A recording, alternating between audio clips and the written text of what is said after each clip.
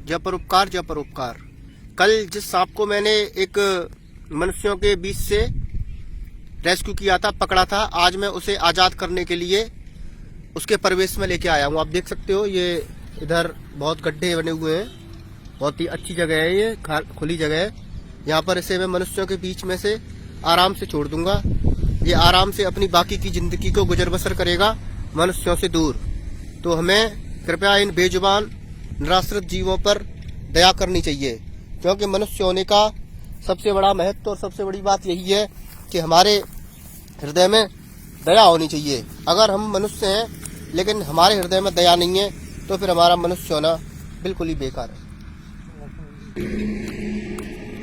Next से आप छुड़वावे आए हो नहीं पुलिया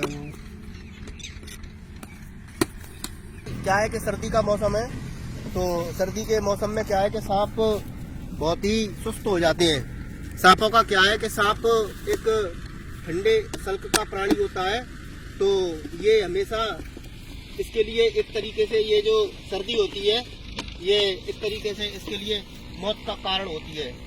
अगर ये सर्दी ना हो तो ये बहुत ही फुर्तीला और बहुत ही तेज होता है, लेकिन सर्दी होने की वजह से ये क्या है कि आप समझ सकते हो, सर्दी होने की वजह से ये बहुत ही सुस्त हो जाते हैं।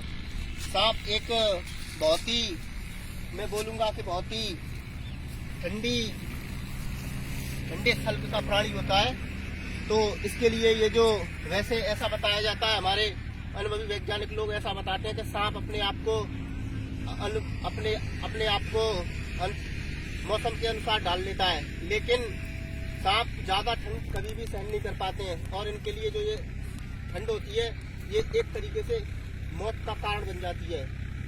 तो ये आप देख सकते हो, ये जो मैंने कल पकड़ा था सांप नागा जाति से, इसको कोबरा बोला जाता है। ये सांप बहुत ही घातक होता है, इसमें न्यूरोटॉक्सिन विष पाया जाता है।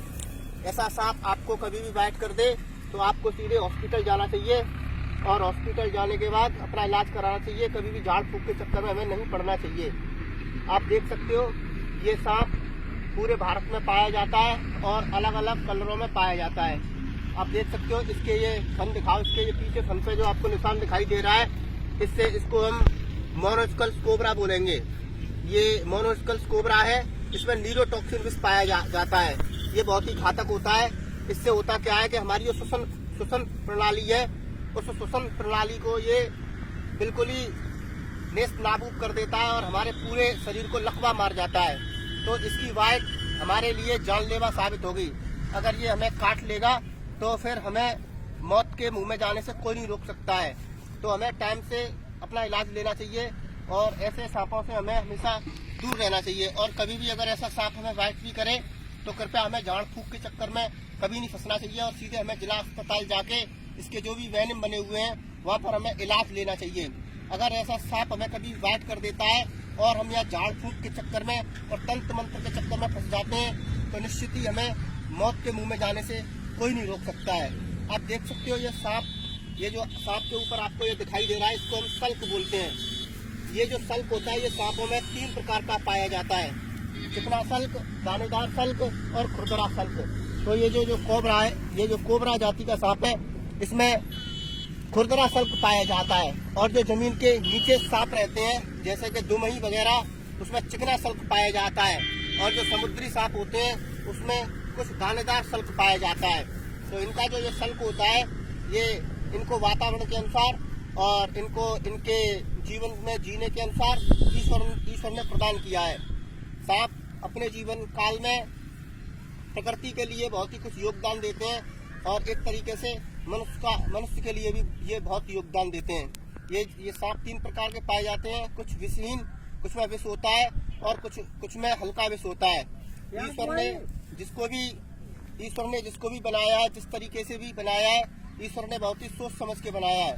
तो इसमें जो विष दिया गया है वो इसलिए दिया गया है कि ये अपने शिकार को विष के द्वारा प्रभावित कर देता है और विष छोड़ने के बाद उसको मार देता है और खा लेता है। दूसरे तरीके के जो सांप होते हैं वो विषहीन होते हैं, वो अपनी शिकार को लपेट लेते हैं और लपेट के मार देते हैं और खा जाते हैं। और जो बड़े सांप होते हैं अजगर वगैरह, उनमें बिल्कुल भी विष नहीं पाया जाता है। ये लेकिन कोबरा जाति भारत में 5 प्रकार के सांप ऐसे हैं जिनमें के बहुत ही घातक विष पाया जाता है। उसमें से एक ये है नाजा जाति से कोबरा।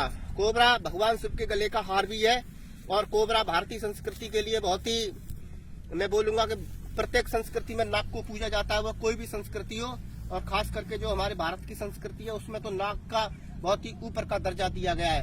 सांप कभी भी हमें, देख सकते हो आप, सांप हमें कभी भी बाइट नहीं करता है ऐसे जैसे कि लोग डरते हैं और डर के इनको मारने की कोशिश करते हैं और इनकी जान के दुश्मन बन जाते हैं। नाग कभी भी हमें ऐसे काटेगा नहीं, कोई भी सांप हमें काटने की कोशिश नहीं करता है।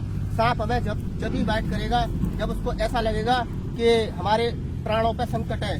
तो जब भी इसको अपने प्राणों पर संकट दिखाई देगा या इसको हम जोर से दबाने की कोशिश करेंगे या इसको जोर से इस पे हमारा पैर वगैरह पड़ जाएगा तो ये हो सकता है हमको बाइट कर दे, क्योंकि ईश्वर ने इसको जो विष दिया है वो किसी की बेवजह जान लेने के लिए नहीं दिया है। इसको ईश्वर ने जो विष दिया है वो इसलिए दिया है कि उससे ये अपने भोजन को प्राप्त करता है और खाता है। तो कभी भी आपको कोई भी सांप दिखाई दे तो कृपया उसके एकदम से जान के दुश्मन न बने, क्योंकि ये हमारी प्रकृति में हमारे लिए बहुत ही अति आवश्यक है। इनके जीवन की रक्षा करना मनुष्य का बहुत ही बड़ा कर्तव्य है। तो हमें इन्हें देखते ही मारना नहीं चाहिए। बहुत से लोग होते हैं इन्हें मार देते हैं, लेकिन हमें इनके प्राणों की रक्षा करनी है और प्रकृति में इनका होना अति आवश्यक है। तो हमें सांपों से दूर भी रहना है और दूर रहते हुए इनकी हमें प्राणों की रक्षा भी करनी है, क्योंकि ये प्रकृति का बहुत ही अनमोल तोहफा बोलूंगा मैं जो ईश्वर ने दिया है। किस तरीके से बहुत रंग होते हैं सांपों में और सांपों की दुनिया बहुत बड़ी है। सांपों के बारे में पूरे जीवन काल में कोई भी कुछ नहीं जान सकता है, क्योंकि सांपों की इतनी वैरायटी और इतने प्रकार होते हैं सांपों के। तो मैं अपने वीडियो के माध्यम से सभी भाइयों से कहना चाहूंगा कि आपको कहीं भी कोई भी बेजुबान निराश्रित जीव दिखाई दे जिसके प्राण संकट में हो या जिसकी वजह से आपके प्राण संकट में हो तो कृपया हमारे पास तक सूचना पहुंचाएं। हमसे जितना बन सकता है, जितना हम कर सकते हैं इन जीवों की प्राण रक्षा के लिए हम करते हैं और सदा करते रहेंगे। तो अभी मैं इसको छोड़ूंगा, मुझे इन सांपों को रिलीज करके और इनके साथ एकीकार होकर बहुत ही अच्छा लगता है। आप देख सकते हो इधर दिखाया जाएगा, इधर बहुत ही अच्छी जगह है, ये अपना किसी भी खड्डे में उतर जाएगा। तो सांप अब ये अपने परिवेश में चला जाएगा और आराम से अपनी जिंदगी के पलों को बिताएगा। आप देख सकते हो किस तरीके से अब अपने परिवेश में जाएगा और आगे अपने जीवन को अच्छी तरीके से गुजारेगा। देख रहा लाला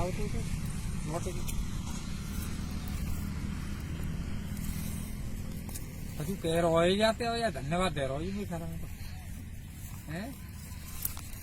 चलो जाओ।